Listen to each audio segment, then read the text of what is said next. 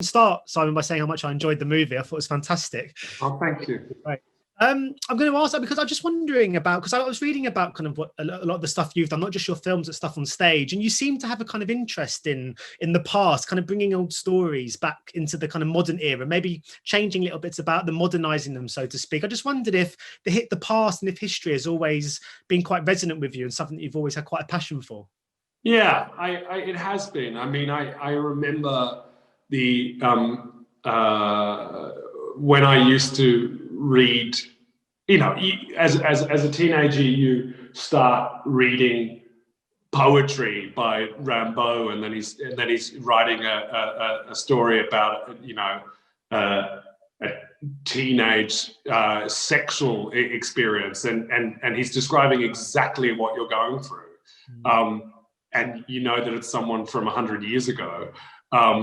And all of the history is the kind of little message from the past. And the extraordinary thing is, of course, there's several, in all history, there's several passages where you go, that's outrageous that they were like that back then, or, oh my God, this is so boring, this is so complete, the politics of this era are so completely irrelevant to me. And then you stumble across these moments where you go, that's still exactly what it's like. And there's a moment of solidarity that you get in that, where you realize, oh, I'm not the only loser in history.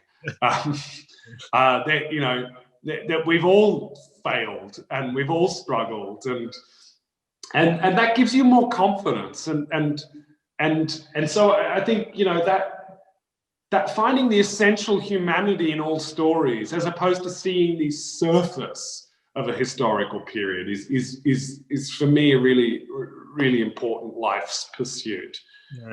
Yeah, imagine being the only loser in history. That's not a title you'd want to have. I was wondering, I mean, you do a fantastic job in this movie, but I mean, it must make your life that little bit easier when you're blessed with a cast like this. I mean, Carey Mulligan is one of the best working today. Ralph Fiennes is incredible, but then you've got people like Lily James. I mean, it's just an incredible like ensemble. I mean, how wonderful was it for you to have all of these brilliant actors at your disposal?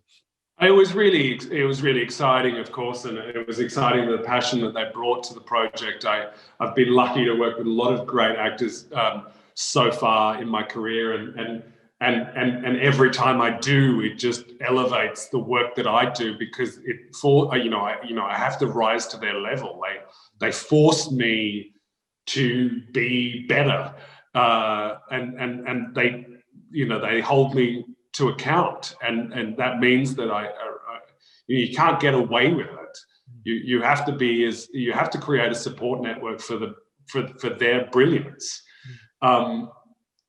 So I think of course, Ralph would kind of every now and then remind me of bits of coverage that he thought that I might need.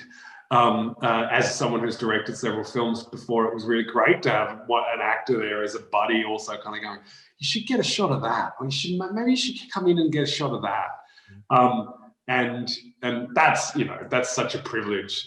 And they've all worked with so many great people, and they carry all of that experience around with them.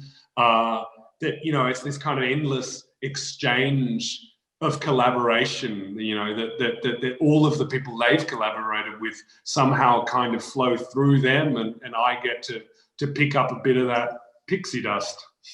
Yeah, because I was reading as well. I mean, you locked down, was it 2 days? Well, sorry, you locked the project 2 days before lockdown. I mean, have you sort of given much thought to what might have happened had you been, had 10 days left before wrapping? And how was it putting all the finishing touches to the film and completing this movie over the last few months remotely?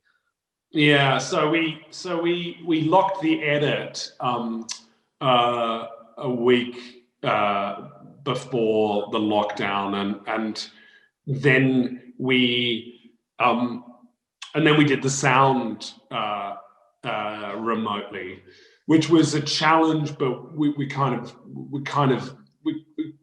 it. It was exhausting because it wasn't me in a room full of 10 engineers and technicians. It was me with just the mixer, Paul, who had to do this extraordinary level. He had to take notes for everyone in his department, because in order for us to do this work together, we both had to be sitting remotely in a lockdown scenario and also get the film done.